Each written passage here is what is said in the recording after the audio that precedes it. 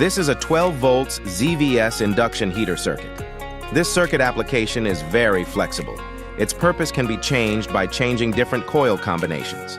Connecting a transformer can obtain the voltage boost function, 220V, can be used for emergency lighting or other electrical appliances.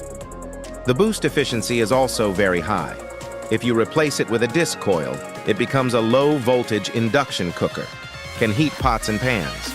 It's also very simple to make this induction heater circuit. Let's make the circuit. Take two N-channel MOSFET IRFZ44N. Connect their S terminals together as the negative of the power supply. Two FR107 diode is used to discharge the gate. 033 microfarad 2 capacitors are connected in parallel to the drain terminal of the MOSFET. 100 microhenry ring inductor is used to charge the capacitor, can help circuit sinusoidal resonance, increase conversion efficiency. This is the schematic diagram of induction heater circuit. If you like to play, you have to try it. Thanks for watching. Like, comment, share, and subscribe.